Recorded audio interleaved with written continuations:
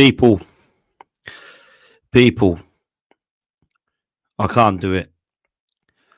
I thought I could get home, relax, start to take some emotion out of the game, and just get on with tomorrow.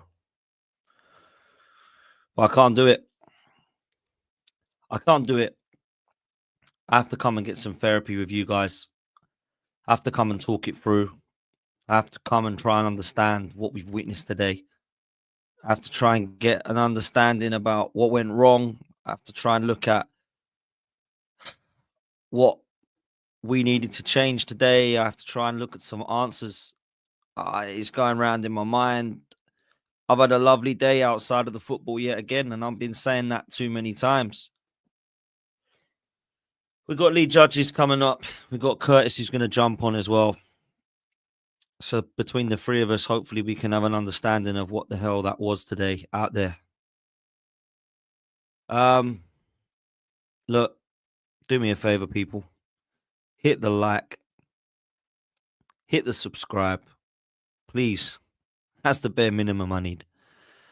Please like and subscribe. Right now, it's long. It's tough. It's hard. It's really, really hard at the moment to enjoy what I'm watching. I think we're one of the most boring, one of the most predictable, and one of the most lackluster teams in the Premier League. And we are so predictable to play against that I think there's more coming. If I was playing Arsenal Football Club right now, I could coach them to easily get a draw, if not a win. Because all you need to do is give them the ball and have absolutely zero intention of doing anything yourself with it. Give them the ball and make sure you shut up shop. Because they will not break you down. Because they have a midfielder who's being asked to play up front, who isn't a midfielder but is a 9 but can't play in the 9 and can't score goals in the 9. Backed up to him is a guy who can do everything on the ball to look nice but can't do anything in front of goal. On the left-hand side, they've got someone who is either way too lacks of confidence, way too lackluster, way too afraid to take on his man. Or we've got somebody who comes on and can only be a super sub because when he starts, he stinks the place out also. And then what happens on the right-hand side is we've got one of the most phenomenal players I've seen in a long time in Saka, who gets man-marked by 2 or 3 men. And we have nobody else that fancies doing anything to help him out. All these men are being dragged out to the right, by the way, and everyone else is looking pretty. Look at me, I can't do anything.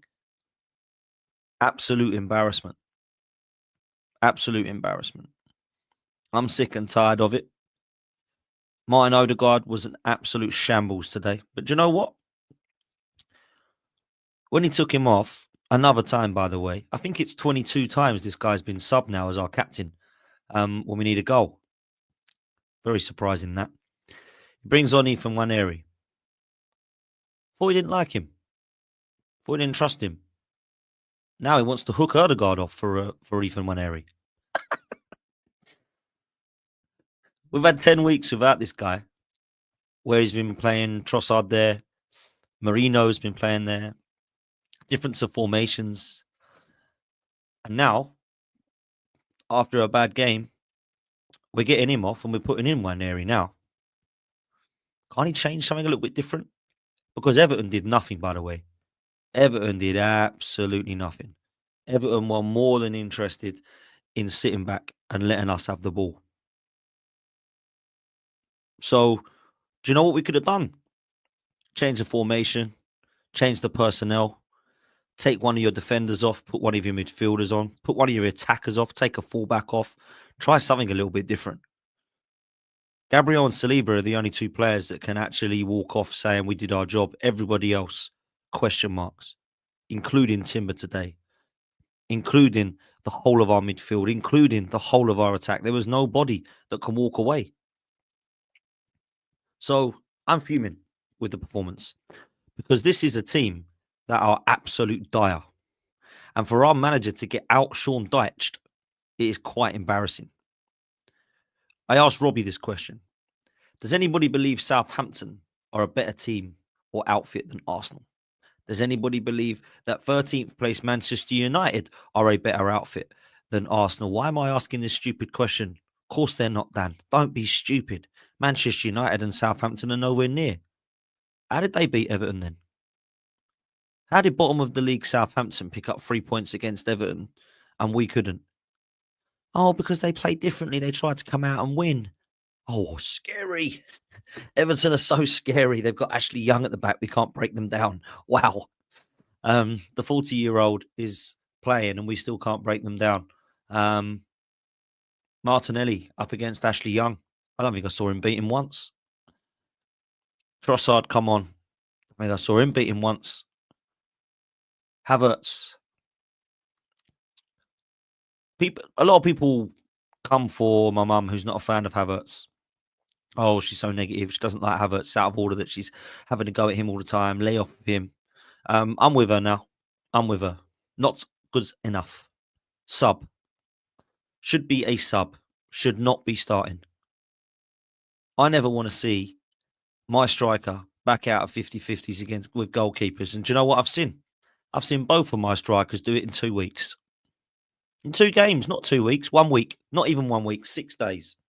In 6 days, I've seen Gabriel Jesus bottle a 50-50 with a goalkeeper against Fulham, and I've seen Kai Havertz do it today against Everton. Why aren't we calling this out? Why aren't we calling this out? Because they ain't good enough. Anybody think? Let me ask you a serious question. I am asking you a very serious question. The whole of the front three is now available, people. The whole of the front three is now available. How many people believe Havertz and Martinelli would still be here? Because I think they would be. I think they would be. Saka would get snapped up by Real Madrid or by a top side, but the other two wouldn't get touched. I can name so many front lines in the Premier League right now that actually have better players than Arsenal Football Club right now. And do you know what's mad? Bowen and Kudus are better for West Ham, and they're a shambles. They're a shambles. Brighton, João Pedro, Danny Welbeck, Mitoma, Minter, Adingra, all better than what we've got. Brighton. Hell, I'm going to say it. Nottingham Forest have got a better front three than Arsenal. Chris Wood, Hudson-Odoi, Ilanga, Morgan Gibbs-White. What's going on here? Bournemouth have got Evan Nilsson, Semenyo and Otara. Brentford have got Visser and Buemu.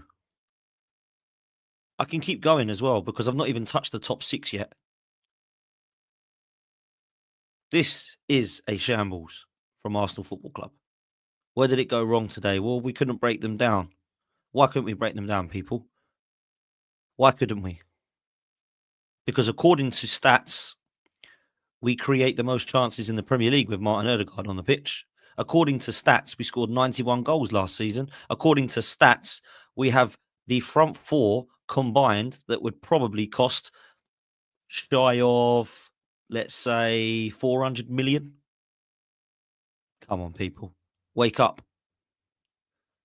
We really are not the team we thought we were. This is a top 4 squad. And the reason it's a top 4 squad is because when we look to the bench and we try to see who can come on and change the game, we're scratching our heads. Oh, who can come on? Who can come on here? Thankfully, it's not our job. So we look to our illustrious leader. What do you reckon, Mikel? What do you reckon? Well, we need a goal. I think we need to bring Thomas Partey and Jorginho on.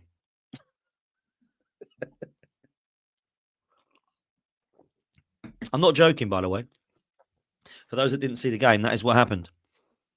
We needed to score a goal, and we brought on Partey at right back, flipped Timber over to left back, took off Rice, put on Jorginho, took off Odegaard, put on Waneri. So now all of a sudden, this 17-year-old who was told, oh, we don't want to put him in the deep end, want to mould him in. Now, in the deep end you go, son. Oh, my word. It's an absolute mess. And do you know what? Big up to Everton. I see Richo in the chat. Big up to you, bro. Big up to Everton today because they got exactly what they wanted. They got exactly what they deserved, which was a point. They didn't come to play football. They come to take a 0-0. But what do I know? I'm just a negative, toxic person who doesn't have a clue about football and has zero ball knowledge. I told everybody this transfer window was a 5 out of 10. If I'm honest with you, I actually would like to change that now to a 3 out of 10. Where is Raheem the Dream? I thought that this was going to take our transfer window to 7 or 8 out of 10, I was told. Oh, you're negative. You said it was a 5 out of 10. We just got Raheem the Dream through the door. Wake the hell up, people. This guy is woeful. And guess what? Your manager thinks he is as well because he doesn't play him. When we need a goal, this guy is nowhere to be seen. And I see him warming up today. He's laughing with the boys. Of course he's laughing. Arsenal are paying him. Chelsea are paying him. This guy's an absolute fraud. Absolute fraud. I'm sick and tired of seeing players come through my door that are rejects from Chelsea. Rejects from Chelsea. Yeah? Chelsea, they don't miss Jorginho. They don't miss Havertz. They don't miss Sterling. They went and got Sancho. Yeah? They've replaced Kai Havertz. They've replaced Jorginho. Do you know who with?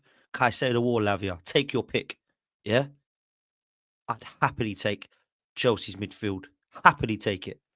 Oh, Potts is so negative. He said he'd rather have Palmer instead of Erdegaard. What a mug. What a mug. That's all I got called. What a mug. I said I'd take Palmer because of GNA. That's exactly what I said. Where was Erdegaard's goals today? Where's Erdegaard's assist today? Yeah, he's absolute stinker and hooked. That's what it was with Erdegaard. And let me not even talk about some of the other players today because it's just a shambles as far as I'm concerned.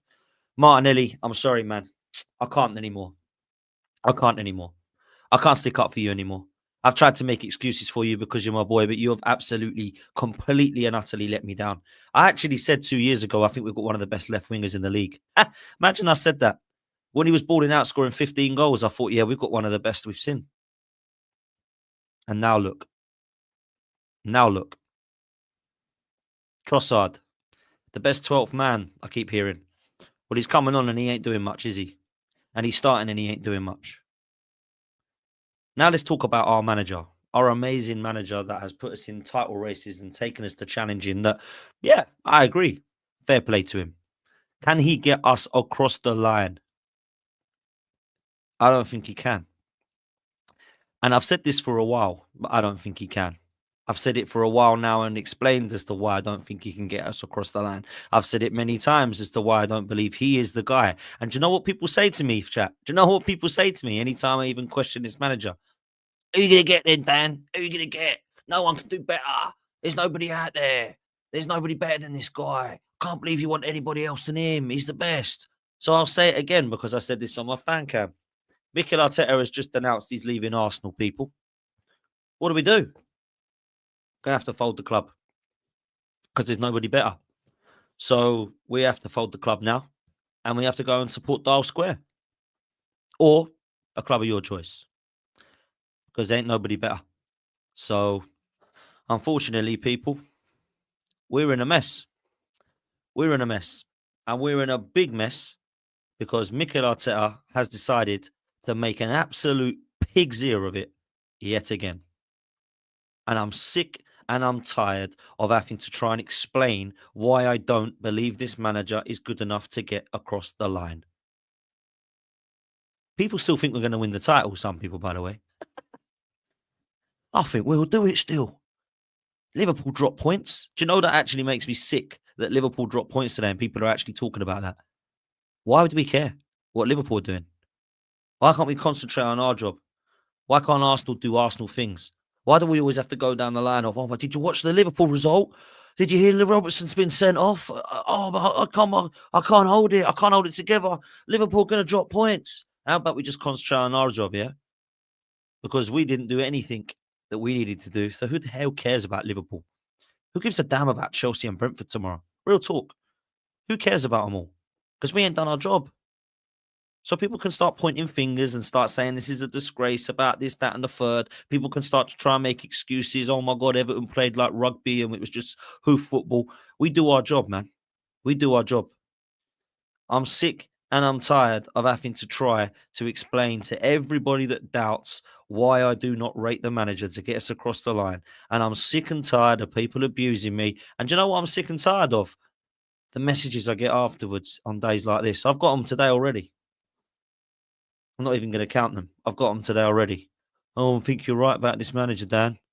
I think you might be right about this manager. I don't think he might be the guy. I don't think he's going to get us across the line. You know, I think he might. I think you might be right about this manager. I don't want to be fucking right about this manager. I want to be damn wrong. I want people like myself, Turkish, Curtis, judges, troops, anybody that has ever had the doubt about this to say, maybe he might not be the guy. I want us all to be in the mud. I want everyone to be cooking us. These guys did not believe. And look at you now, lifting trophies. Because I'll be one of the happiest gooners around. And unfortunately, people think that I just want to be right. Why would I want to be right? I want to be damn wrong. Damn wrong. That's where I'm at, man. Let me bring Judges in, man. Judges is waiting in the background. I know that we've got a couple of bits to talk about. Curtis is going to jump on as well. Absolute legend for those that I've raided from his channel as well. Absolute legends. I really appreciate all of you. Judges, how are you, mate? Pissed off, frustrated. What can you say? You know what I mean? Listen, we all go a little bit overboard about things. But today was a real turning point for me today. A real turning point for me today. The way we played. What do you mean by that? What do you mean by turning point? Like more of a wake-up call about the manager or the team? No, not just the manager. Like, you know, I had my doubts last week, what I see last week, you know, at Fulham. But today, I think 95% of us would have said that was the team that we would have picked today. I agree. I think that that would have been the thing. But I've tried to be positive about the way things are and all that. But today, the way that unfolded today just puts a lot of things under Mikel. A lot of things, you know, like I've just heard what you've been saying and all that, like, and there are a lot of fans out there saying about Mikel, he's not good enough and all that. I will get this straight. I don't like when people are saying sack him now and all that, like, you know, he doesn't deserve to be sacked now for what he's done for us over the last couple of years. But if you're thinking on the lines of can he get you over the line, I think everything was answered today, Dan. And I don't think that he can. And that pains me to say it. And I'll tell you why I think that today. I think that I've got a team today with no interest in scoring. They never look like scoring, never going to score. You could just, you know, you've got Saliba and Gabriel there that are two of the best defenders in Europe. Handling one. Can they handle one player of Calvin Lewin's class and the substitute that come on? And then there was no one within 20 yards of that forward. Nowhere near it. So why, when you take off Declan Rice, do you put on Jorginho? Why do you take off the left back and put on Partey? Why do you take off Odegaard and bring on Wanyeri? Why do you take off Martinelli and bring on Trossard? Like for like substitutions every single time. Nothing different. Nothing out of the box. Arsene Wenger used to get slagged off, but I remember at times we was in positions like this because teams do this to you. You have to accept that. And you have to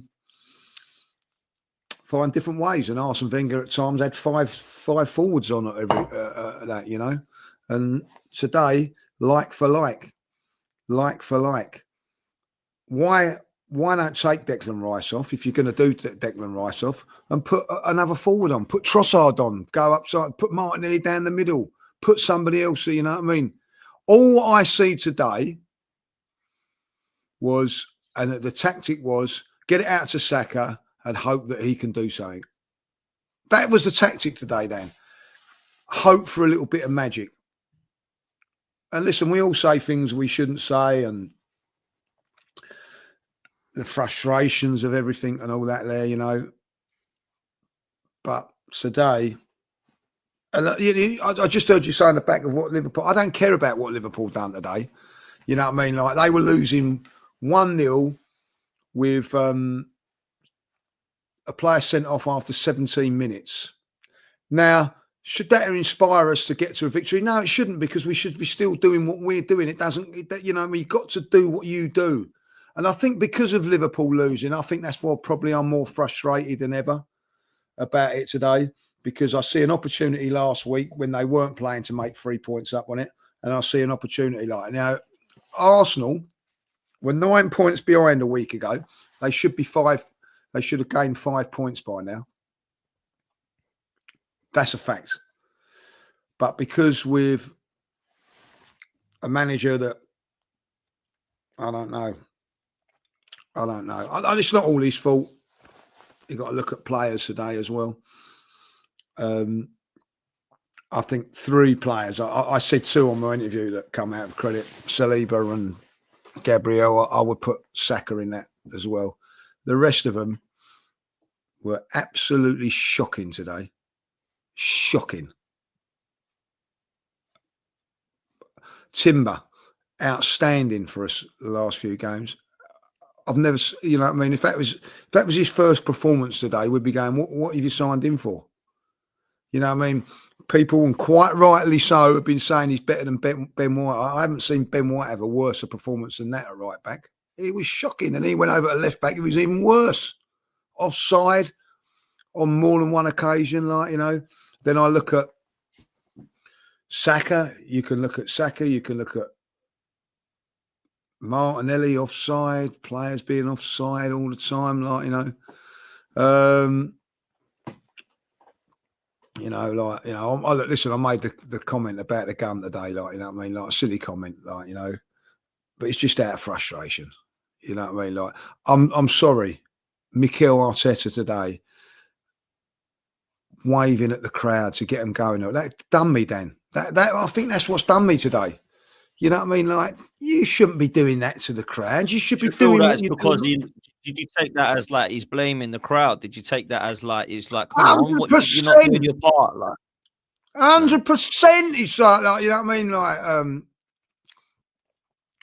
trying to blame the crowd for, like, you know, getting the atmosphere up. You've got to sometimes take responsibility yourself and make the crowd. I didn't see nothing there today that I didn't see nothing there today that would make me want to cheer, Dan. Come on. I've had enough of it. You know what I mean? You made the substitutions today that made me want to cringe. And what was he doing? What was he thinking, man? I don't know what he was thinking on that, like, you know what I mean? I don't know what he was thinking to make those substitutions, to say, right, I'm taking a player off in Declan Rice and putting in Jorginho that can't run around and drive like he can, right?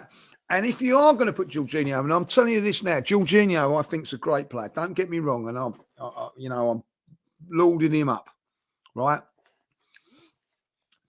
But if you're going to look for someone there, surely Thomas Partey's the one. No, Mikel, you go and bring him on at right back.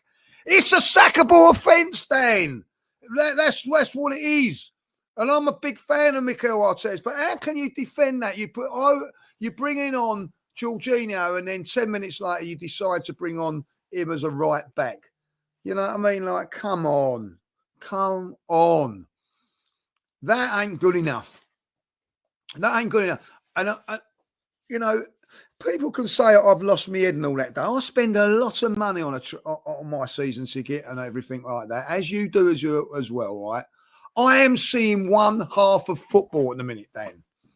The first half is an absolute walking football, right? Second half, after a team talk and a shout out from the manager, we come out and do a little bit. We're a little bit more love. But we're wasting 45 minutes of a game every single game, because you look back at Fulham, the first 45 minutes was a waste of time. The first 45 minutes against Manchester United was a waste of time. I went up to the shirt today and I said, where's the booth to get me money back? He looks at me going, what are you on about, like? I said, well, I pay for 2 halves of football. I'm only getting one. Can you tell me where I go? Lucky to even get one today, bro. Shocking performance today. And you can blame the manager, which I will do, but I'm also going to blame the players today. Enough's enough now of poor performances. When it matters, pressure is on. When it matters, missed chances. Again, this time it was Martin Odegaard that missing them. Why? Pressure's on. I guarantee you he'd have scored 2 of them if the league was over by now and that was the last game of the season. He'd smash them in. That's not good enough. You've got to be able to play under pressure. The manager has got to be able to play under pressure as well and make sure that the team delivers and plays in pressure. Instead of going to the crowd and waving his arms up like this, why don't you get onto your players to stop playing walking football after 10 minutes? Where has all the game gone where we smashed the team in the first 10 minutes? What I'm watching today was a game of chess on a football field. That's what I'm watching. And people turn around and go, oh, we've still got a chance of winning. I'm watching what I'm watching, Dan, and the performances are not good enough. No, I totally agree, man. Big up to everybody in the chat, man. There's 1.6k in here. Legends, Curtis, thank you so much for the raid, my bro. And also thank you so much to Mo and to Hassam, MHF, absolute legends. Mo and Hassam, I've sent people over as well. 1.7k in the building, man. Absolutely amazing. Curtis, my bro, before I bring you in, I've got a couple of super chats, but I just wanted to say, when I saw you today, I don't think I've ever seen you and I so silent.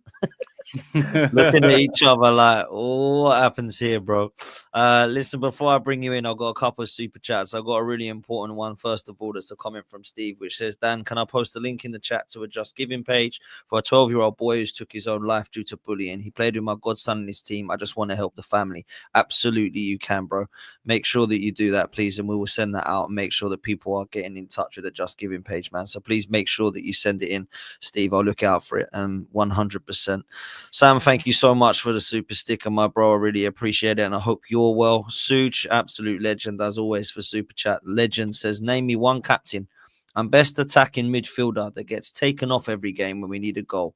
I can see Saka going to Liverpool when Salah leaves, replace every other forward player that we have. I can't believe Martin Odegaard's been sub 22 times when we need a goal. It's absolutely crazy. Don't know any other captain that has that. Matty, big up to you, bro. Make sure you're following the Southern Gooner. Says, brother Dan, we're right back to square one after 5 years. Ain't that something? Time to close the book on this madness with Arteta and Joshua Kroenke. Curtis, it's really hard, and Robbie was struggling today to actually intro and ask any questions. So I'm just going to let you have the mic because I know that you say it how it is, and you and I see things very, very similarly. I was listening to some of your show earlier, and you did Arsenal Therapy show, and I thought, you know what? I'm going to have to get on and chat to some people that I see that are like-minded to me because I need to make sure that I'm not going crazy. I don't know what I saw out there today, brother. I thought it was an absolute shambolic performance. I thought the substitutes were an absolute disgrace. I thought the manager looked at times lost. And his press conference that I've just listened to has actually got me mad because he's just shrugging his shoulders as if there's no pressure on him and nothing's happening. It's just like, well, we should have won and we didn't. We move. There's a lot wrong at the moment, bruv. And we're boring to watch. We're one of the worst to watch. Some of the substitutions are now strange. The lack of trust of players is so odd. Raheem Sterling, I want this guy. He was my signing. 10 minutes, I knew that this was the guy. we are going to see the best of him. We can't even see him, let alone the best of him. We don't get him anywhere near the pitch, right? We need goals. We don't see this guy. We're winning games. We don't see this guy. We need a goal. We don't see this guy. We don't even see him unless it's a Carabao Cup game. So this signing was a disgrace. And when I was told that 5 out of 10 was harsh, Curtis, when I gave the transfer window that, I actually think I was being kind. I think it's one of the worst transfer windows I've ever seen in the history of the game, not just for Arsenal. It is that bad, bruv. So there's a lot there, man. So I apologize for just unloading on you, but there's a lot that I wanted to say, man. So talk to me, man. How you feeling, bruv? I mean, first of all, big up to you two, man. Good to see you both. It's good to see you both at the game today. I think today was a very sad day for Arsenal, if I'm being honest. And I don't want to be too melodramatic. It was just like, if you can't beat Everton at home, then, you know, you've got to ask real questions. I mean, I was looking at Everton's results. They've lost to Brighton. They lost to Aston Villa. They lost 4-0 at Tottenham. They lost 3-0 to Brighton. They lost 4-0 to Man United. Even Southampton, who are bottom of the league, beat Everton 1-0. And I noticed in all those games outside of the Southampton one, when they've lost heavily, they've conceded in the first like half an hour. Because I think if you score early against Everton and you make them have to come and attack you, then you can pick them off. We never got that goal and we never disturbed them, and it kind of allowed them to just do what they were doing. I actually think Everton deserve credit today, to be honest. You could see what it meant to them at the end of the game, and a couple of people I was sitting next to, they were going, oh, you know, they're rubbish. They came in not to win. I said, yeah, but they're in a relegation battle. Like, that's a great result for them. Yep. They didn't even have a shot on target in the whole game, Everton. And I just thought today, it felt to me like there was a lot of confusion in that game. I thought the fans were confused by what they were watching. I almost thought the players were confused by what was going on. And I thought the manager was like, I'm not sure what to do, so I'll just do what I usually do. Do you know what I mean? It was like, we'll get Jorginho on for Rice. We'll get Nwaneri on for Odegaard. It was like, think outside the box. Do something different. We've said it for a while, and I've heard some of you guys say in interviews in the week, you know, why not put Nwaneri next to Odegaard? Play with two attacking men. Why do you need two number sixes on the pitch against Everton when they haven't had a shot on goal the whole game? And like you said, apart from, I mean, Calvert-Lewin was up there by himself today. There was no real attacking threat. And you've got to say, how come after 5 years our attack is so one-dimensional? I mean, I don't go to many Arsenal games, right? I do the watch-alongs a lot of the time. I think I've only been to 2 or 3 games this season. And I thought, close to Christmas, Everton at home, I'll be honest, I thought we were going to win comfortably today. So I thought it's a good game to go and watch. Obviously, they were doing things for Kevin Campbell today. So I thought, you know, it's a good game for me to go and show my respect as well.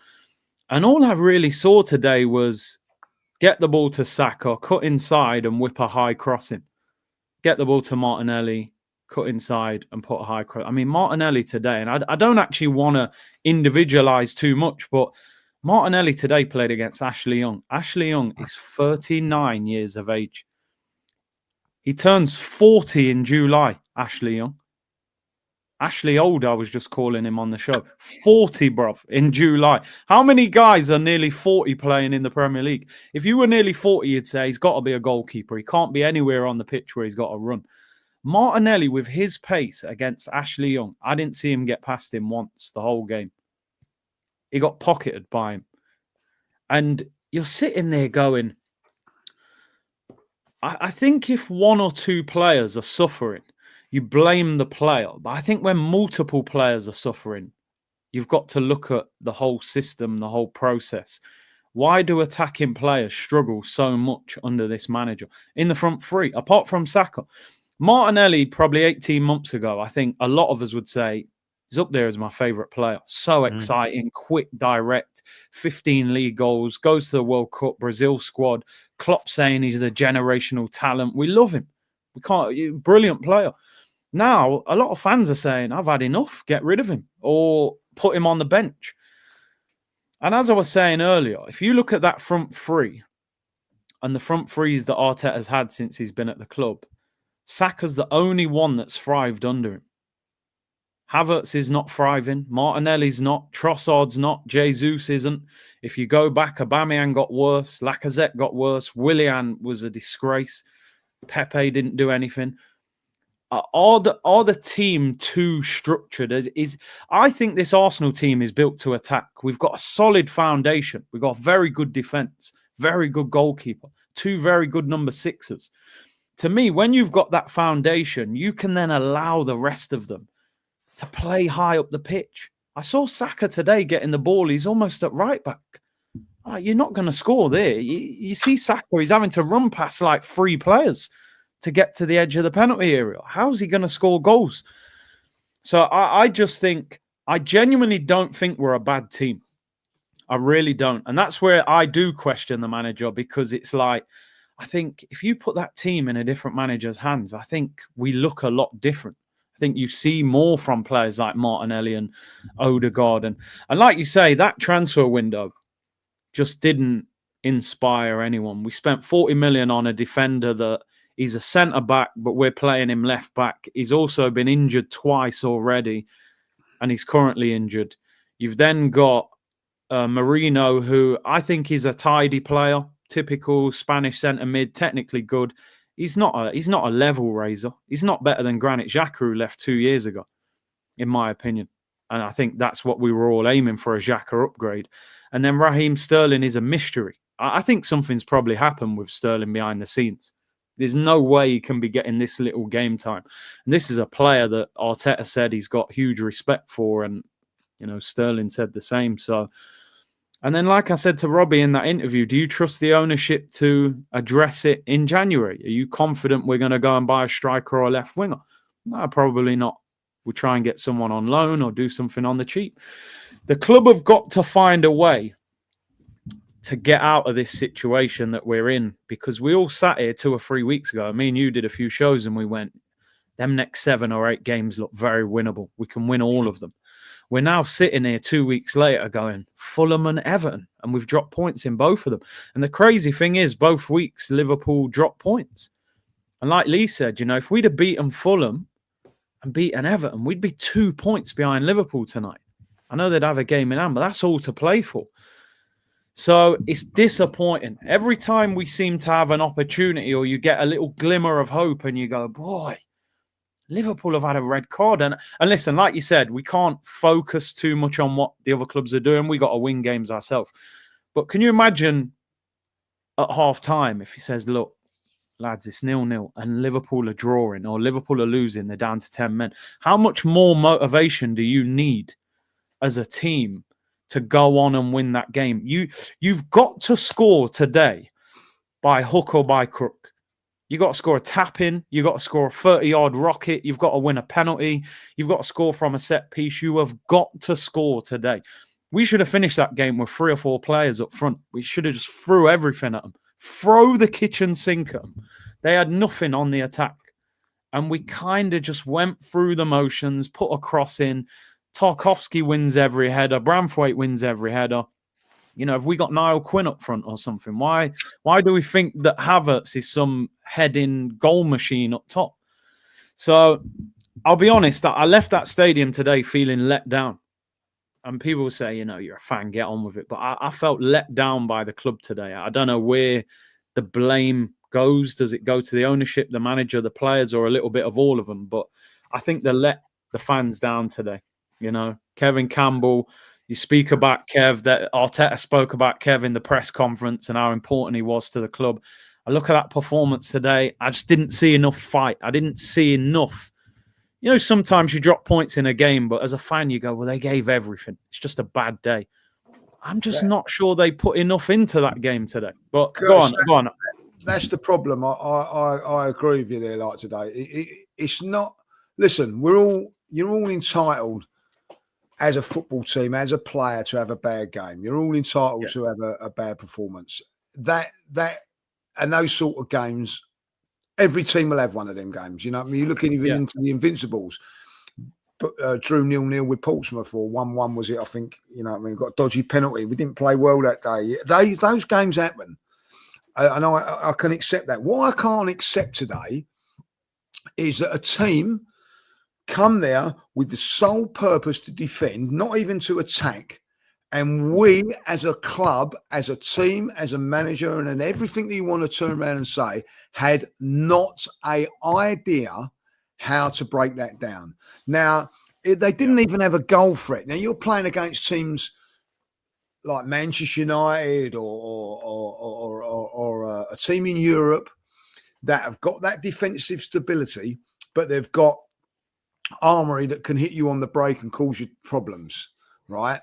And makes you a little bit wary of it, makes you a little bit more apprehensive, and you think, oh, I can't go gun-ho here because they're dangerous on the break. You know, Tottenham are a very, very good side of that, for example. This team offered no threats whatsoever going forward. So you haven't got that worry. And we never looked like breaking them down. It was like we were clueless. The actual tactic today, and I've said it and I'll say it again, was let's get the ball to Saka and hope he does something. That was our tactic in the end. And if you think that's acceptable, and like people who slag us off for not, you know, I've been very, very pro on Arteta and what he's done. I've really, really enjoyed the last 2 years of what I've seen at Arsenal. It's been fantastic. But what I'm seeing this season is we go into the likes of Fulham, we go to the likes of Newcastle and have not a clue how to break teams down when we're a goal down. It's tough. And do you know the one thing I turn around and say, oh, it's away from home, it's a little bit tougher. That is at home today. And Pickford made one fantastic save. Other than that, it was nothing. They were comfortable. Of those centre halves ringed out their shirts today, where they've been absolutely worked to the limit to get that point, the answer is no. They're hanging them up, they're about to wear them next week. It was easy. And that is my problem. And then people can turn around and go, oh, stop moaning, stop this, stop that. You know what I mean? I have supported this team for the last 2 years, and I have backed this team and backed this manager when they haven't got over the line, and I've kept people have slagged me off for it. Now that I've turned and said that performance is not acceptable, people are saying, oh, you're out of all the moaning and all that, like, you know. Well, I'm sorry. What? I would love to be a person today that sits in the bar going, it doesn't matter, I love it. It's all right, I don't care. But I'm not like that. I'm sorry. And I'm not even making excuses for it. Like, if we've lost, that feels like a loss today, and that's it. And I don't care about, you know what I mean, like, oh, well, you're like this and like that. It's what I am like. That's what I am like. I ain't going to change. I'm nearly, you know, 50 years of age. Like, I am not going to change. Arsenal win next week. They're the best team since sliced bread. They lose or draw like they did today. That is it. Shocking. Like, you know what I mean? At the end of the day. And I tell you what, my standards are not where I expect. And Dan, I tell you this, I don't expect us to go and win the league and things like that. I'm not in that camp. I'm not. I'm not a delusional Spurs supporter that thinks they should come sixth in the league every season. Like, I'm not like that. You know what I mean? Like, realistically, I know where my team should be and whatever. I don't think we should be winning titles year in, year out and all that. I think we should be challenging for them. But today's performance and the manager and everything isn't acceptable. Like, you know what I mean? Isn't acceptable. Get rid of that prick Tottenham fan, will you? Like, you know what I mean? I don't want to hear Tottenham pricks coming out like, you know, fraud and all that. Like, worry about your own team, mate. Your fucking team's shit. Right? End of. You Tottenham prick. You know what I mean? Gone. Like, you know? He's gone. I don't want Tottenham feel like at the end of the day, like, you know what I mean? Like, we are fucking 10 times better than them, and our standards are better than theirs. And they're having a meltdown at this moment in time, Tottenham fans all the time, and rightly so.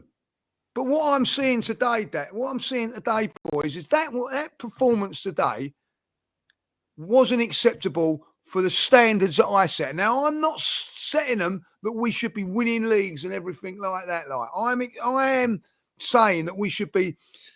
I expect us at home.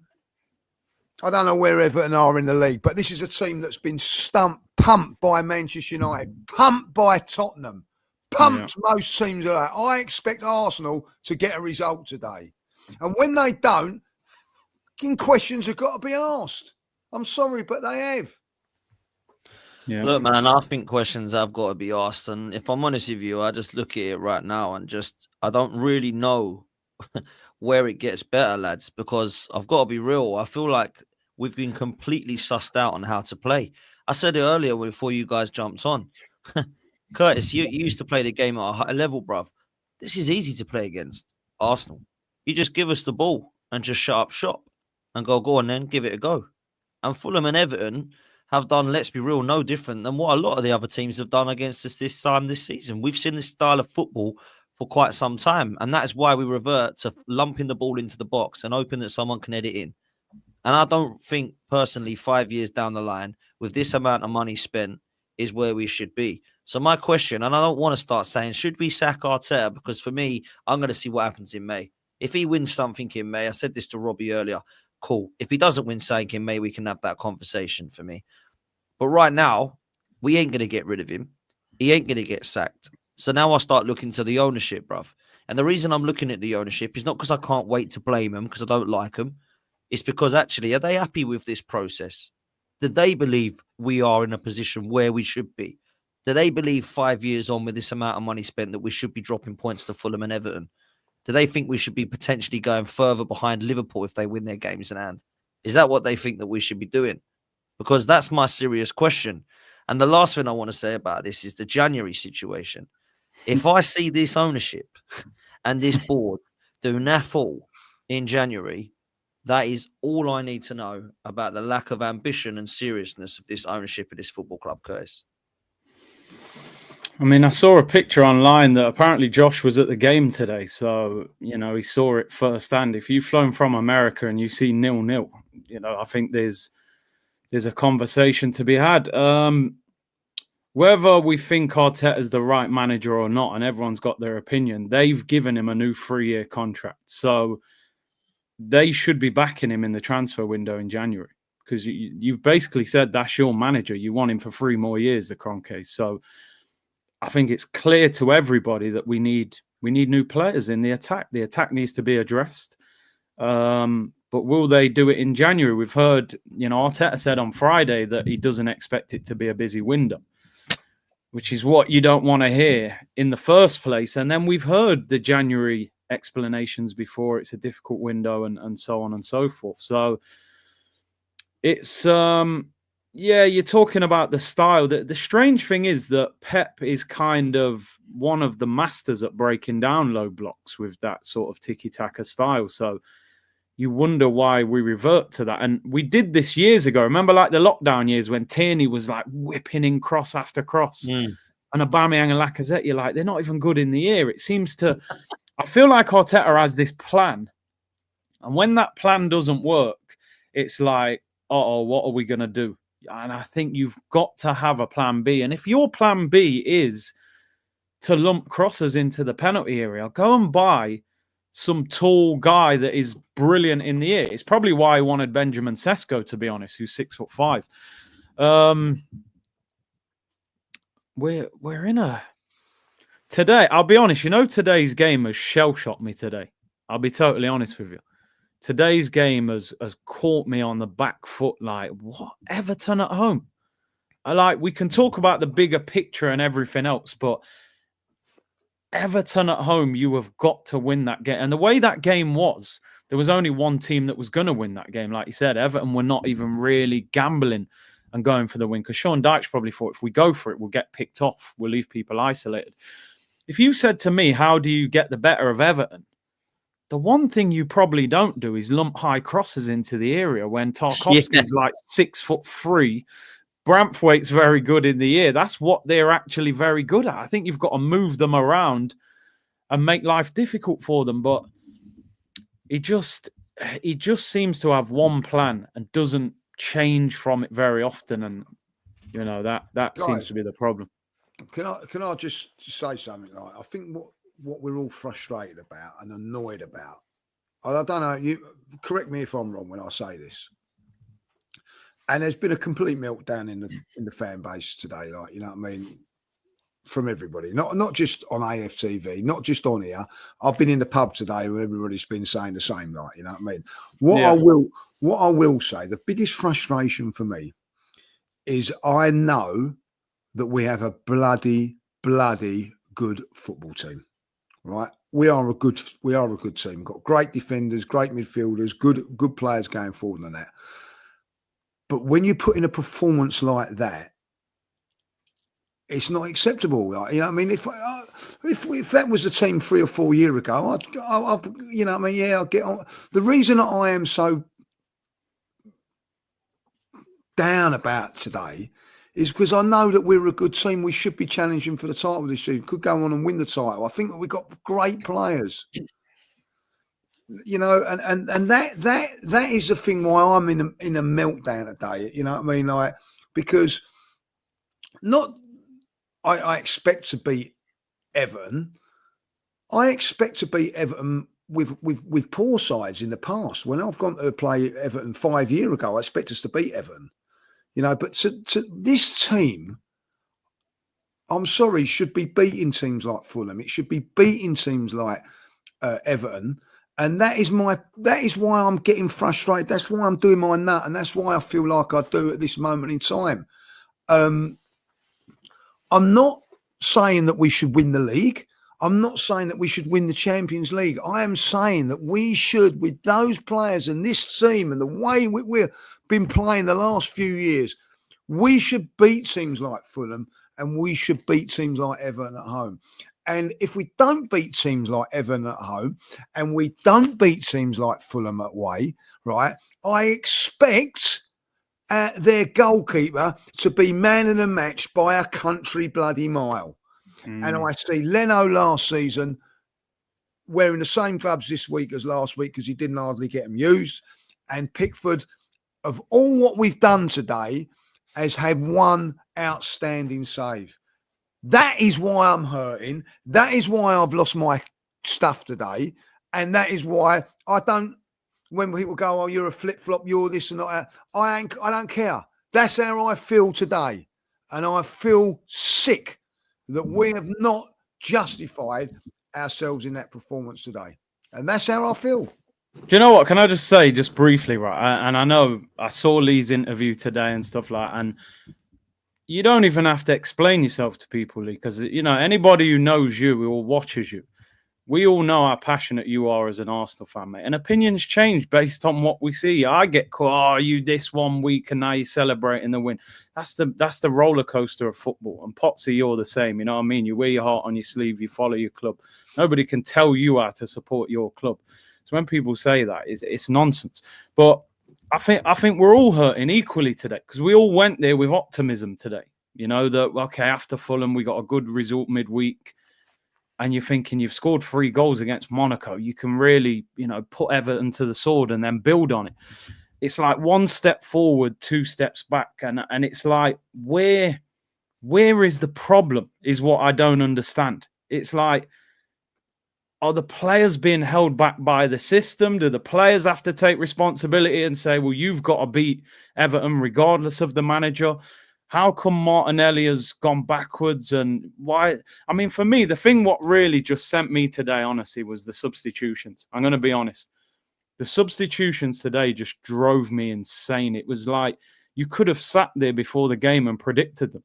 Do you know what I mean? He's going to drag Martinelli after 60 for Trossard, you know, and then it's just like, I mean, you're bringing on Partey at right back. You're trying to win a game. That was You the didn't one need, for me, you bro. didn't even need That to was the go one. to right back. You could have put him in midfield and said, you know what, we'll play Gabriel, Saliba, and Timber in a back three. You know, I mean, Calvert-Lewin's hardly had a kick. Why do you need 4 defenders on the pitch? Yeah, Do you know, I just didn't understand the substitute. Like, put Waneri on and leave Odegaard with him. Yeah, leave Odegaard on. Yeah, I don't know. I've never seen a captain get dragged so much when you need a goal. And he was doing the cheerleading thing as well. Probably, you know, he's come back from injury. I do get Yeah, there's going to be a dip in his form. We all know that. I accept that. But today, but bring on Ethan with him, or at least I'm try and do something a bit more attacking. Like I thought he had a stinker Odegaard today. I've got to say, I thought he was awful, but he weren't the only one, by the way. This Havertz thing, I'm starting to get a bit pissed off, guys. I'm sorry. Man. I know you're a fan of him, Lee. I get it. I understand you like him, and I understand why you like him. You backed up your opinions as to why you like him, but he is not a striker that is going to win us the title. He is a squad player that should come on, like Olivier Giroud should have done for the last 20, 25 minutes to change the dimension of a game. We saw it at Monaco and it worked. We have at the moment got nothing up top. And do you know what? And I said this before you guys come on. This actually really gets on my tits, right? I've seen in the last 6 days against 2 opponents, both my fucking number 9s bottle 50-50. Yeah, I'll see that today. Oh, damn. Both of them. 1 week against Fulham, Jesus. Next week against fucking who we got in Everton now with Havertz. So I'm sick of it, boys. He did pull out of that, didn't he? I thought He he was. definitely. I don't know if he was favourite, but I thought at one stage he could have, particularly with Pickford being outside the area as well. I think it made him favourite. You know, he's only got to touch that, hasn't he? Yeah. Get there first, and it's a sending off and whatever. Like, do you know what I mean? I don't think he'd done enough there. I'll be honest. I don't know. I just, you know, look, listen. I'm a big fan of his, like as a footballer. But if you want me to say, he's not a striker as a striker that we want. But listen. I've got no beef if we've got. I don't know, how can I say it? I don't got no beef if we bring in a top class striker and Havertz starts because that's the way we play, and then you bring that striker on, or vice versa. You know what I mean? But so that, like, you know, like, listen, he was awful today. But I will say this: there is a saying in football: you're only as good as your service. The forward's only as good as his service. What service did he get today? Where is it? I see 6 or 7 times today, right? They could have just put in a little ball round the side, like they did with the Fulham goal last season. And we look at it and we don't play it. We go back. We go back across. He makes the run. We go back. I'm not making excuses when I'm saying this. This is what they do. I look at it, right, go on, play it. No, I'll tell you what, I'll come back. You have it, Gabriel. You put your foot on it and play it out wide. And it goes, it is so predictable what we do all the time. There was one time that it weren't predictable, and it was Havertz that put the ball into Saka, and Saka and Martinelli's good. The only time we've done it in the whole game. You know, get the ball, get it out to the fullback, play it out to the wide man. How many times in that game of football did it go to Saliba, out to Gabriel? He looks to play in Martinelli. He drags it back with his foot and comes back and plays a 5-yard pass to Saliba, who then plays it out to Saka. Saka tries to take on his man, can't do it, cuts inside. Here we go all the way back again, goes back over to Gabriel. Here's a little roll back with his foot. We go back the other way again. How many times was that done today? I lost count. You know what I mean? Like, where's the little 1-2s in the final third, in that little around the box that we used to do? Bang, bang, bang. Where is all that gone? Where is it gone? No one can answer me it. Like, I don't know. Do you know what? For me, it feels to me like we don't even have a striker at the club, to be honest. Havertz is an attacking midfielder, and Jesus has just not even got the confidence to play through the middle. And you look at it and you think all the other top clubs, they've got a target man. They've got a centre forward that will get them out of a mess. And I think Arsenal got caught up in a purple patch last season You know, we had a good run of form. Havertz was a part of it, and they thought we can stretch that out for the whole season. And it's come to fruition, man. We haven't got a striker. This attack at the moment is being carried by Saka. The other two are not contributing enough. Whoever's on the left and whoever's up front. And those two strikers have cost £110 million in Saka, in Jesus and Havertz. 110 million. 45 million on Jesus, 65 on Havertz. So if you're the owner, you're going to say, okay, you want another striker? You probably got to get rid of one of those two. You know what I mean? And that's the problem. Why I don't think we will buy a striker in January. So I feel for Saka at the moment, honestly, because I think if our attack was operating properly, you would see even more from Saka because he would have more space. If you're playing against Arsenal now, put two players on Saka, let Martinelli go 1v1, he'll struggle to do anything. Havertz drifts around a lot anyway. And, you know, we're kind of easy to predict and play against. If you've got two good centre-backs that win their headers, it's not going to be that difficult. I mean, today, I was just watching some of the highlights today and, you know, Isak scores again and gets an assist. And how are we, Arsenal, right, in year 5 of the process, challenging for the 3rd year in a row for the title? And yet, no disrespect, I'm just speaking in general terms here. Newcastle are 11th in the Premier League. They're in the bottom half of the table. They've got a striker way better than us.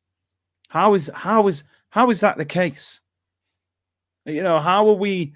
We're a club that's built on great strikers in the last 20 years, 30 years. If you go through the list, you could name how many top strikers that this club have had. We've all got pictures of them in the background and stuff. I just think they've neglected that position. I think Arteta thought it was going to be similar to Liverpool in that when Martinelli scored that 15 and Saka was scoring, he thought this is going to be in that mould of Mane and Salah. Maybe not as good, but in that role. And then Havertz will be that link-up player in that Firmino role that'll get you 10 to 15. But because our left-hand side is not scoring goals, we're now looking at the striker going, you've got to take some responsibility here. We're relying on Saka every week. And then you watch Aston Villa. They can go Duran or Watkins, flip the coin. They're both banging goals in. Both quality, you know what I mean? Take one off, bring the other one up. We're bringing on Jesus, and everyone's like, oh, do you know what? What's he going to do? That cause problems as well. That's causing Aston Villa problems. It does. Two of them is hard to manage. Yeah, exactly. Yeah. But you're right, though, Curtis. What You you're need saying, one. I said this earlier. I said this to Robbie that I went through saying, why is Visser and Buemo scoring more than Martinelli and Havertz? Why have we got Brighton's front three that looks better? Why does Anthony Gordon and Isak at Newcastle look better? Hell, I've got to say it. Why does Kudus and Bowen look better? Like these are teams that aren't even in the top 6, bro. Right? We don't even have to go into the top 4 yet. Top 6. This is how bad it's got, bro. It's absolutely scary, man. Let me do some of these super chats because these guys have been waiting for a minute. Suj, big up to you, bro. This is unbelievable as well. Look how much we pay a week for our forwards, by the way. Enough said. That is absolutely crazy. £1.1 million a week, and that's the thing. Like you said, Curtis, we get another striker in. Both Jesus and Kai Havertz are on over 250k a week. So are we going to go and put somebody else on over 100 and 250k a week and get them to one of them to sit on the bench? It's not going to happen for me, man. MT says creativity requires confidence. That's what this manager has taken from his players in favor of his gutless strategy. That's why he has to go. I'm hearing a lot of people wanting Arteta out today. It's a lot of people have said enough.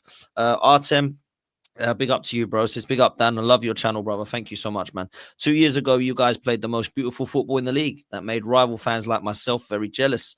Mikel just needed to keep building on it. We'll never understand why he changed it. And again, my bro, I've got to be honest with you. I made an analogy the other day about when you actually like go and decorate a lounge and you just need to put the carpet down. Why'd you keep ripping up new furniture and putting new wallpaper on it and putting fish tanks in it and new staircases? Just put the damn carpet down. That's what we needed. And the damn carpet is the striker. And we still don't have our damn carpet. That's the problem I've got, man. I've got to say something about this striker, Dan. Sorry, like, you know what I mean? I don't think if you had a striker today, you know, it wouldn't have made no difference. What difference would a striker have made today by the way we played? because we just tried to go down one. You know, it was like. So is that a manager thing then? Is that a style thing? Yeah, I think it is. I think that if you was to bring in a striker of what you all want and what we all want, you know, I say like, you know, what difference would that have made today? Can someone tell me? I suppose the only thing I would say, and I get you, because even if you're a top striker, there's no service. But you know, every now and then, Lee, a good striker will just pull something out of the bag, won't he? Yeah, I get that. I get that, but like the way we play, you know what I mean? I don't know. I just don't see. Do you know what I mean? Like, if I was a centre forward at Arsenal at this moment in time, I'd be doing my nutcase. You're making those runs, and they look at you, and they don't give the ball. They cut, but we go out wide again. Like, you know, I don't know if you did have that £100 million striker, it would make you make that run. I don't know. Maybe because they're looking at it as a midfield player, thinking, well, it's Havertz, he's not going to get in behind. I don't know, Curtis. I don't know. But what I see today, surely you must think though, Lee. Like if you're selecting the side, then let's just say we had Isak at Arsenal. Let's just say we did. Surely you'd look at that team today with Isak in instead of Havertz. You'd have more confidence that we're going to put one in the back of the net. And I'm not saying we had loads of chances today, but I just think that with the movement of an Isak, you would actually look to have a little bit more creativity. Havertz, as much as I know you like him, the guy's got zero movement whatsoever, in my opinion. He offers nothing other than a bit of a bully boy up. In those games here, Dan, is it movement that's going to get you the goal? I don't know, because they've got these blocks of 4s and 8s and whatever. I think it is a little bit of, you know, a little sharp 1-2 and all that there. Which eyes it's my? I don't know. I get what you're saying. I think with Havertz today, I think he's only got 2 gears, isn't he? Slow and first. You know what I mean? Like, if I be really honest, you know what I mean? It's not great. You know what I mean? I just see the way that Arsenal. I think if I was playing for Arsenal as a striker, top striker, I'd be frustrated. You know what I mean? No.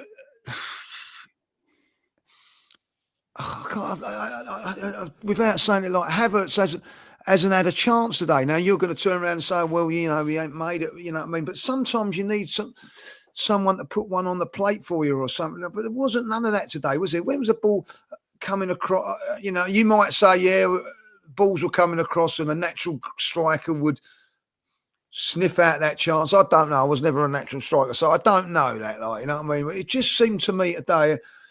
I think even if the style that we played today and the way we play, I don't think if we had Haaland and Ian Wright up there today, I don't think we would have scored. I don't know.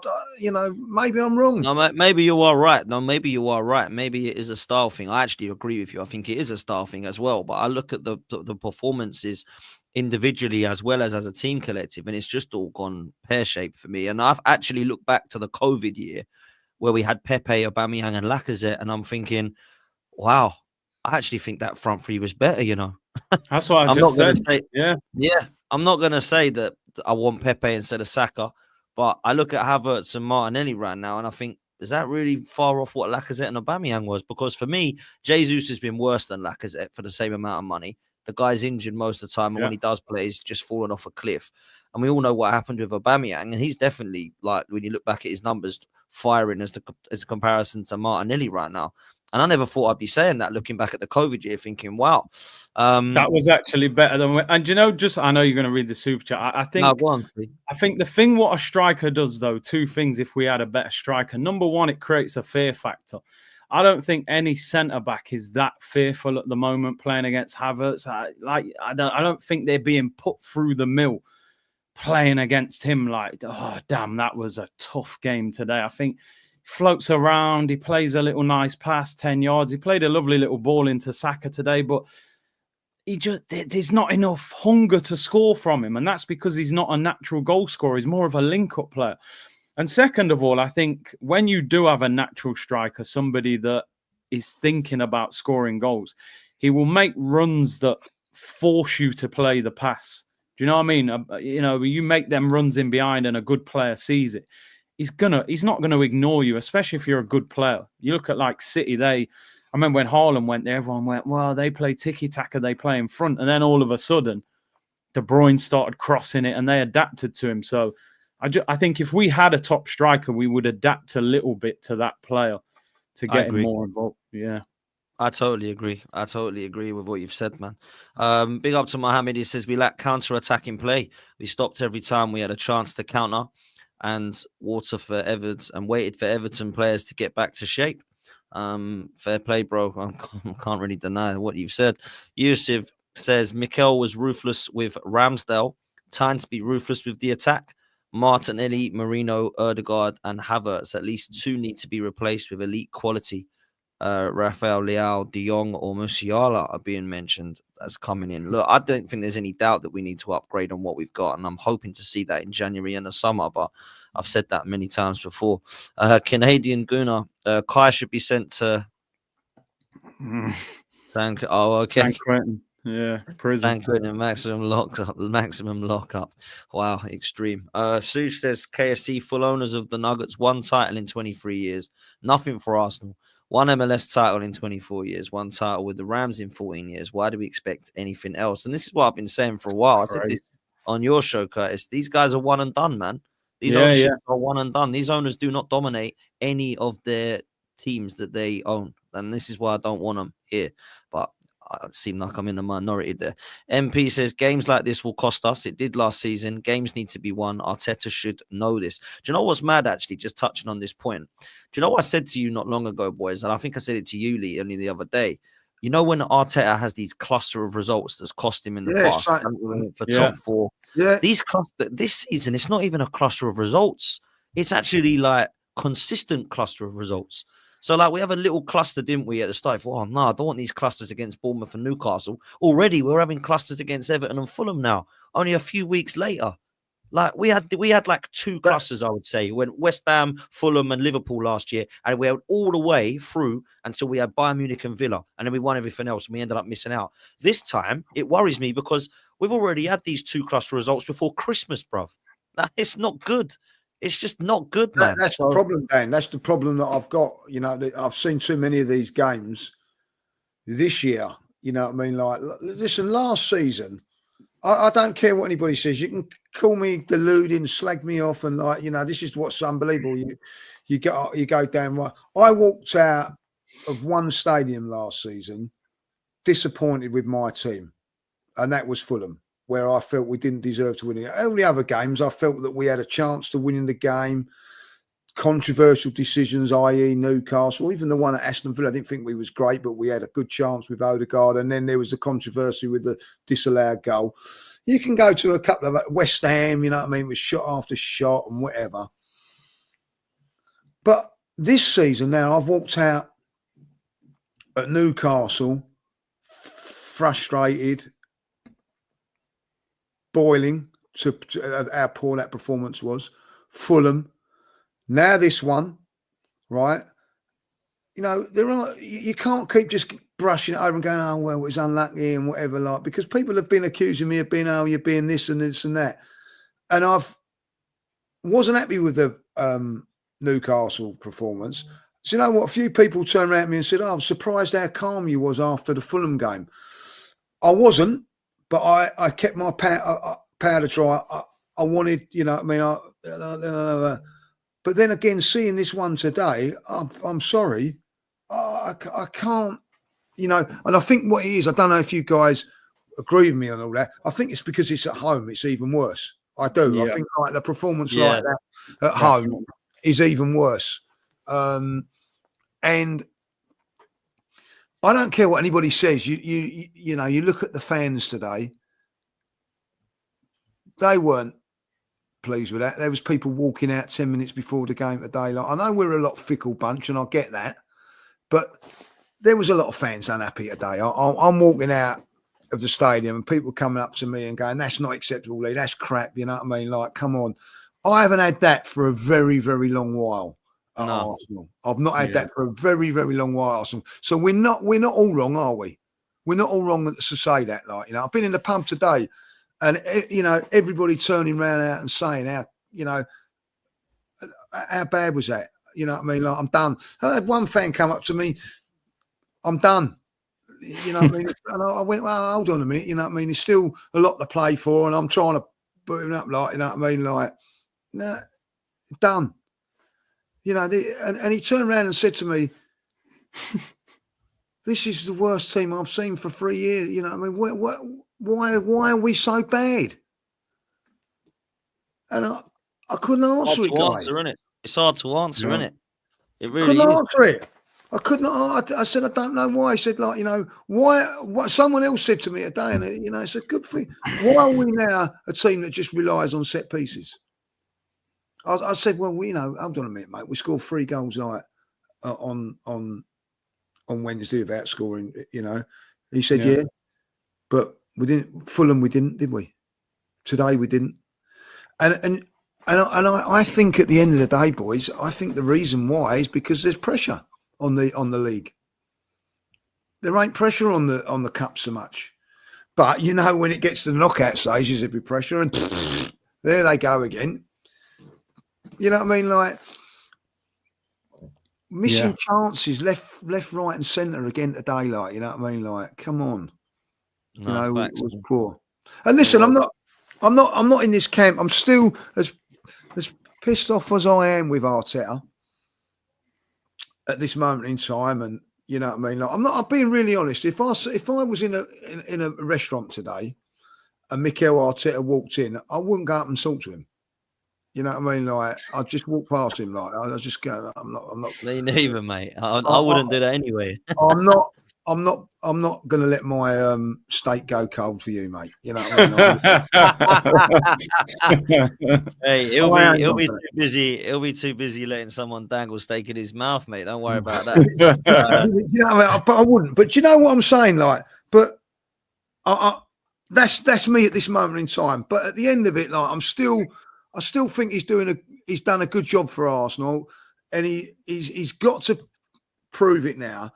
I don't think anyone's denying that he's done well to get us challenging, Lee. I think it's now the next question mark. Yeah, I get that now. Because this process weren't 5 years to challenge, was it? This process was 5 years to dominate and be at the top and winning trophies, and we ain't nowhere near that, in my opinion. I actually do think I agree with some of the people in the chat that we have regressed and gone backwards, because I'm looking at some of these performances and seeing similarities to when we were in COVID, losing to Burnley at home and Everton at home and losing to Leicester at home and couldn't beat Wolves at home, and Villa spanked us with Grealish running down the left. Always, I'm starting to see some of these performances against the Bournemouths and the Newcastles, the Fulhams, the Evertons, thinking that's kind of looking similar to how we were playing back then, and I don't like it, because we should have been moved on from that, like, big time. Let me bring a couple of these in still. Emmanuel says, we didn't lose the game, FFS, enough of this. Now, there's a lot of people that are saying we're overreacting because we didn't lose, but draws are like losses in a title race, my friend. I'm really sorry. It feels like a loss. MP says, we fought 3 seasons for the title, and now it's crumbling. Imagine Chelsea winning it. Yeah, I don't even want to imagine Chelsea winning it, which is why if we don't win it, I hope it is Liverpool and it ain't Chelsea, because that would be an absolute disgrace. Well, it'll be disgrace if Liverpool win it, even, to be fair, in my opinion. But Naval Nation says, you have the service, you just don't use it. A good manager knows what to do. Klopp, Maresca, Pep, they know how to utilize their services, tweak little details. We'll come back to that in a minute, actually, because I've got a question to wrap up. Real Madrid, Arsenal, no 1-2 around the box because no movement on top. I totally agree. Where have the triangle passes gone as well, by the way, which was something we were quite identifiable for not too long ago. Don't get this one. Scott says, Lee, is it true that you've scored in the FA Cup? What's he talking about? Yes, I have scored in the FA Cup, yes. Oh. This is one of your veteran days, is it? One of your veteran games? No, I'm joking. Proper FA Cup, go on. The FA Cup, yeah, I have scored in the FA Cup, right? You know. Okay, well, there we go. Have you, Chris, scored in the FA Cup? Yeah. There you go. Right, you know. There we go. I'm the only one who ain't then. There you go. Like, I mean, Dan yeah, has on FIFA. He has on FIFA. Yeah, I'm a FIFA. Yeah, it's very easy. Football manager. You know what I mean? Yeah, football manager. Yeah, never played to that standard of you boys, mate. Never. Big up to Turkish, says takes attention away from Saka. Our attack is so blunt and predictable with Havertz and Martin. The opposition only have to shut Saka and Odegaard down. That is something I mentioned, that once you get onto Saka and have 2 or 3 players on him, you really should have space on the other positions. And Arsenal just don't, or we seem to not be able to get the ball to him. It really is quite bizarre. MP says Arteta's problem is that he kisses too many players a-holes. If you don't perform, you should come on. You should come on. You think if a manager like Zidane will play players who don't perform, why is Sterling at the club? I mean, I'm still not sure, if I'm honest, to answer that last question. I have absolutely no idea. I don't know why we're trying to pretend that Arteta wanted this guy.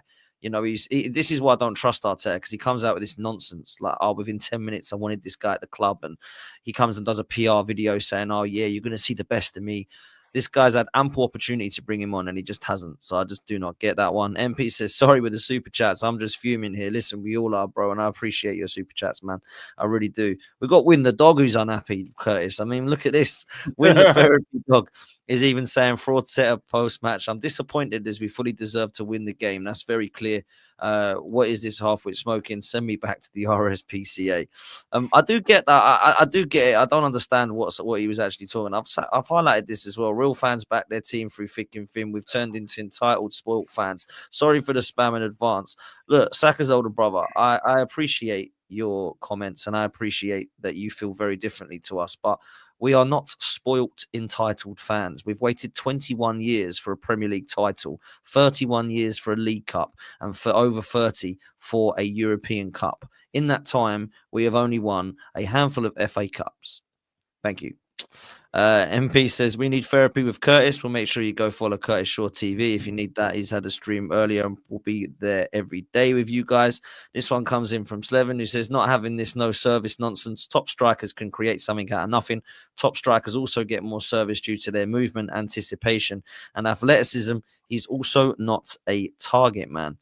Bo93 says, at least we got you guys for the content, because the football and results are atrocious. Big up to you all. The judge went on a mad one today. CCCCC units. Big up to you, my bro. Last few on here. Real Madrid Arsenal says, a striker in this system would make the difference. 2 seasons ago, we had mobility and pace on top, and Havertz is slow, and it is affecting our transition. MP's back to say, HWO in the world. Arteta's saying we don't need to strengthen in January. Is he going to win the league with these players? What is he smoking? Yeah, I sometimes wonder what he is as well, if I'm honest with you. Some of the comments he comes out with is just mad. Last couple as well. You understand why we let Sterling go and bring in quality Neto and Sanchez and Sancho for Mudryk and Sterling. Spend $1 billion but made profit. Clubs would kill for that investment, spending $1 billion, selling at the same time. Look, let's not concentrate on what Chelsea are doing with their billions of pounds and spending and saying, let's actually try and concentrate on us, because, you know, we've spent a hell of a lot of money. Yeah, it's crazy. Does a prime Troy Deeney improve us? No bait. Do you know, it's mad? There's a lot of people saying about how big up to Kev, saying how Kev would actually be in this team right now balling out, and I can't even deny the fact that he probably would be upgrade on Kai Havertz, man. It really is crazy. Look, man, I want to come to a close. Before I do that, I'll ask you a question to close, and Curtis, I'll start with you, bro. Look, you said before there's some winnable games, and I agreed with you. I really did agree with you. And they haven't been winnable for us. But they don't really get any different, I would say, other than we've got a couple of cup games that are going to come into after the run of Christmas. Obviously, Crystal Palace, we've got them in a double header now, home and away. We've got Brentford coming up, Ipswich coming up at home, and Manchester United in the FA Cup. I have to be real with you, bro. I really am not looking forward to it now. And I have to say that I was actually genuinely quite looking forward when I saw the results against Sporting, West Ham, Forest to go, right, let's see where we are in the new year. I'm thinking very different about this team now. Are you in the same position, bro? Yeah, man, because, I mean, you're looking at that fixture list and saying we're going to win a lot of games, and then, I mean, Everton at home would have been one of the biggest ones where you would have said, you know, that's a comfortable victory. So, Yeah, I'm nervous about them games now. Games like Brentford away, Palace away. I think we've got Brighton away as well. Like you said, Man United in the FA Cup. Consistency seems to be the problem. And I think somebody made a great point earlier with their comment. I think 2 years ago, we had a system that we were the best team in the league to watch.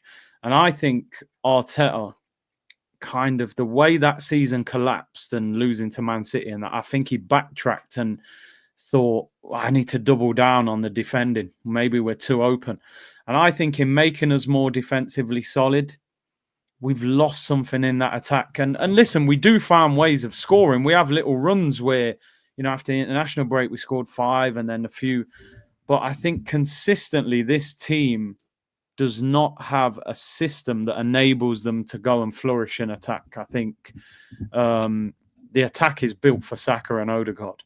It's built for those two. And again, we're under pressure. I suppose Wednesday will make changes. So I think you will see Waneri. I think you'll see Sterling. Maybe Jesus comes in. And that's a big game on Wednesday. Because let's be honest, at the moment, that's our best opportunity of winning a trophy this season. So, Eddie and Ketty will be back and that. So the dynamics of playing Palace twice in 1 week is difficult as well, because then you go there and you're going to change the team. So we've just got one thing I've learned now with Arsenal, we just got to go game by game. Me and you were doing it. Yeah, these next 6, 7, we can win all of them. We've proved we can't. We can't win all of them, so we've got to go game by game. I always say winning fixes everything in football. You win on Wednesday, you feel a bit better. You win on Saturday, you feel even better. You go again. January window opens in 2 weeks. You hope that they bring somebody in that lifts the fan base, and we got to go from there. I think today hurt Arteta. I think there's no doubt could see in his interview he was a bit flat, and it's his former club. But yeah, it's one game at a time, Dan. I can't really look too far ahead. You don't know what you're going to get from the team at the moment. That's the problem. Yeah, Lee, it's a massive chance of a trophy. We lose on Wednesday. Wow, I think that will be a nail in the coffin, mate. We can't afford to do that, can we? No, we can't. And I'm just reading a few of the things today. What Arteta said, like, can someone answer this? Declan Rice has been feeling a niggle for the last week.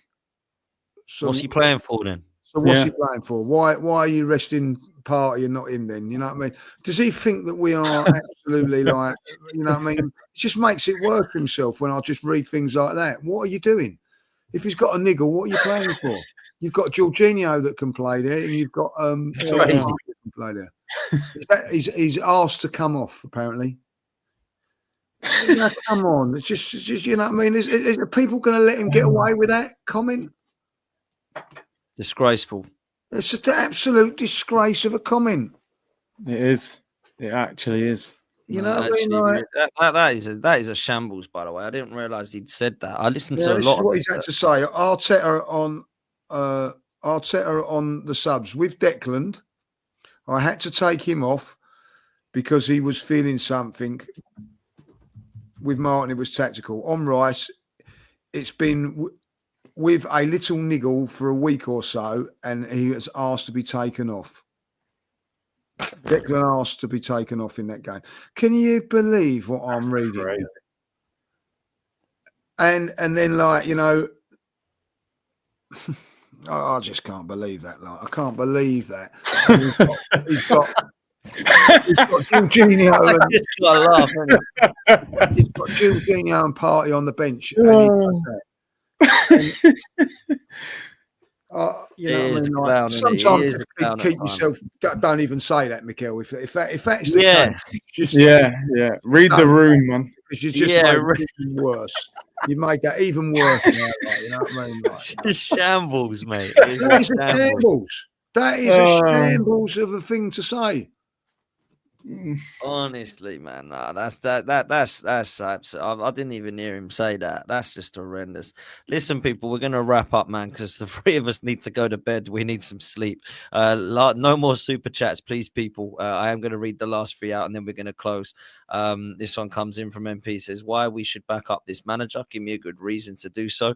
I want Lee to answer this. Well, listen, I think all three of us have just been laughing, to be honest. So that probably answers a lot of the questions. But big up to you, MP.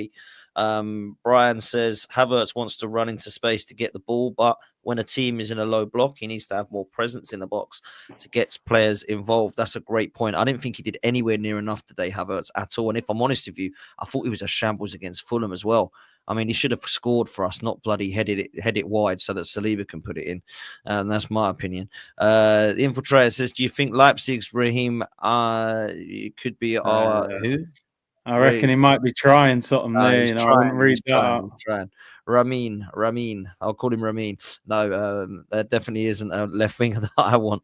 There's Martinelli, Kai and Saka, or Kai, Werner, and Mount. One's a Champions League but forward winning Lion. The other is Arsenal. Sunday is Thursday, so I can't swear. Do you know what? You need a sense of humour to be an Arsenal fan, don't you? That's one thing I've realised over the years, man. You do. It's absolutely mad. Quick one says win the dog. Quick one says has the manager lost the dressing room? I don't think he has yet, if I'm honest. I genuinely don't. I think the team are behind him still. I just don't know that we're sure about where we're going with the manager at times, and I do think it's been quite hard and difficult at times. Listen, boys, I really appreciate you coming on, man. I really do. Curtis, big up to you, man. Match of the day, wasn't it? I come on, well, we don't want to watch that tonight. That's for sure. By the way, you're nearly 3K in here, and you're nearly at 28K, so you should be hitting 28K by the end of this. Come on, people. Please do me a favor. There's been nearly 3,000 people watching, which is absolutely amazing. That's a new record for this channel. So thank you so much for that. Absolute legends. Please make sure you hit the like button and you also hit subscribe. I'm only a few hundred away. So please make sure that we can get to it, man. The 28K has to be hit, and the 30K would be even amazing if everyone can hit subscribe and we get more streams like this. So please make sure that we do that, people. Make sure you do the same. Lee Judges TV, Curtis Shaw TV as well. All of us would appreciate that. Thank you all so much. And all of you, thank you so much for your super chats and as well. I really do appreciate that. Look, I like to do something which I've done with Lee, normally when me and Lee are together. Judges, you've had a strange old day, as all three of us have.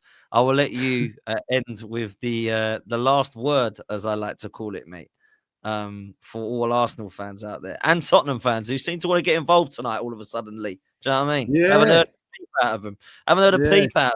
Now all of a sudden they're jumping in my chat and trying to give it to me and you. So I'll let you close, mate, with a closing statement. If you're playing football tomorrow or you're playing in the week, you're playing five-a-side, tell your manager you got a little niggle, you're guaranteed to play. Good night.